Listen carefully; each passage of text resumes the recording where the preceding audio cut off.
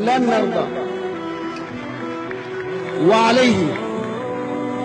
وعليه أولا هذه العبارة التي وردت في مقدمة فقرة النهوض بالمرأة، والتي تقول أن تعايش التقاليد والشرع الإسلامي حد من مبدأ مساواة المرأة، نحن نطالب حسبها فورا الآن وتقديم الاعتذار للمسلمين، وإلا نحن ننسحب. وأنتم تعلمون لدينا منابر، إننا منابر الجمعة هناك نلم كلكم نلم هناك، وهناك نعرف ما نقول. نحن لن نرضى أن تأتي مجموعة محدود الثقافة تتطاول على الإسلام.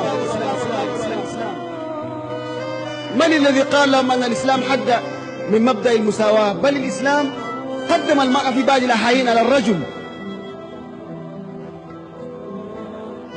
اسألوا الناس. أنا أتحدى أي نظام وأتحدى أي دين آخر غير الإسلام أن يقول لي أنه كرم المرأة قبل أن تولد. الإسلام كرم المرأة قبل أن تولد، افهموا جيدا، قبل أن تولد.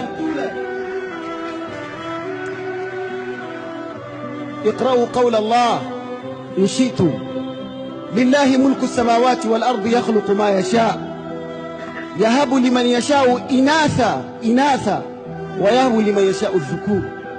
قدم المرأة في هذه الآية على الرجل.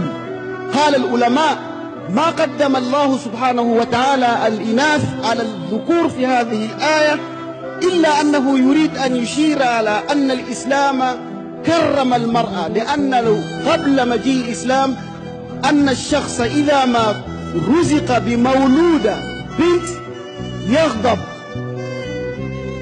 يتوارى من القوم من سوء ما بشر به، أيمسكه على هون أم يدسه في التراب.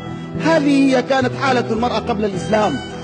عندما جاء الإسلام قال: لا، يهب لمن يشاء إناثا. الإسلام كرم المرأة وهي طفلة. رسولنا يقول: الإنسان اللي عنده بنتين أو ثلاثة علمها. الذين ينادون لتعليم المرأة، الرسول قال: علمها وأدبها وأحسن تأديبها وزوجها، زاحمت كتفه كتفي في الجنة. هذه المرأة وهي بنت. الإسلام كرم المرأة وهي زوجة: وعاشروهن بالمعروف ولهن مثل الذي عليهن بالمعروف وللرجال عليهن درجة. الإسلام كرم المرأة كأم. في واحد من صحابة الرسول جاء سأل الرسول صلى الله عليه وسلم، قال له: من أحق الناس بحسن صحبتي؟ يقول لي: ينبغي أن نحترم أبوي ولا أمي؟ ماذا قال له الرسول؟ قال: أمك. ثم كرر السؤال مرة ثانية، قال له: أمك. كرر مرة ثالثة قال له: أمك. في المرة الرابعة قال له: أبوك. كل هذا تأتي مجموعة محدود الثقافة الذين لا ينفتحون على الآخر، الذين لا يقرؤون. نحن أمة نقرأ أي كلمة نضع تحتها خط، نقرأ لثقافتنا ونقرأ لثقافة غيرنا، ونعلم أن نضع الأشياء على أماكنها. أنا أطالب بصفتي ممثل من جهة المسلمين أن أطالب الاعتذار رسمي للمسلمين، لأن هذا متعمد مش ترجمة أو خطأ. لأنه قال الشرع الإسلامي يختلف عن الريليجيون. الشرع الإسلامي نطالب بحذف هذه الفقرة الآن، وإلا ننسحب كما انسحب رؤساء الأحزاب بالأمس. وعندنا هناك منابر. لا تقاطعوني s'il vous plaît. J'ai à dire. La Bouddha, je suis là ici pour dire, s'il vous plaît, faut pas m'interrompre. Vous avez 3 minutes. Je parle. J'ai le droit de parler, monsieur.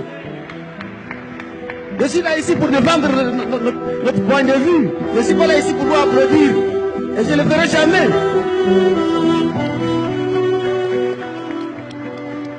يا أخي تتحدثون عن الميراث، ميراث جاء في نفس الفقرة. من المسلمين قال لكم أنه لا يريد الميراث؟ أننا المسلمين قلنا لا نريد الميراث؟ دعونا وشأننا، دعونا وشأننا، نحن نريد الميراث، هذا شرعنا. وإخوتنا بالأمس في المسيحية ماذا قالوا؟ كل ما جاء في الإنجيل خط أحمر، ونحن نقول علنا كل ما جاء في الإسلام وكل ما جاء في القرآن والسنة النبوية وتعاليم الفقهاء خط أحمر،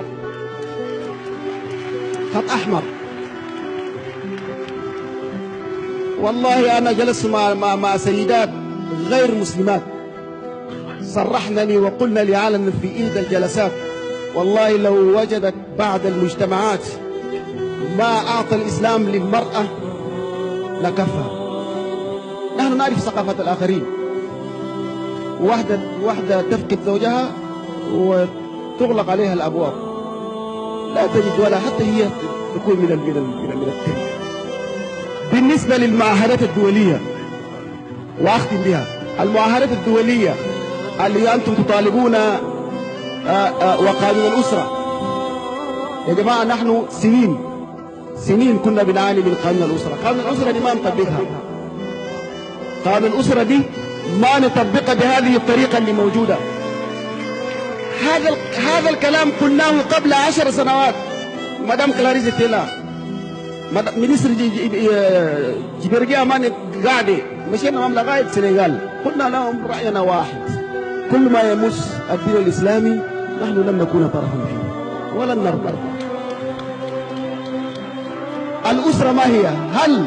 هل أنا أقول للإخوة في الصالة مفهوم الأسرة، هل كون امرأة مع امرأة وتتبنى ولد أو رجل يتزوج رجل ويتبنى لهم ابن هيكون أسرة؟ وهذا أيضا متضمن في هذا في البروتوكولات الدولية. الآن ممكن زواج المسلم موجود، لا لن نرضى بهذا، ما تخشونا طبقونا، لكن منابرنا قاعدة أو مثل لا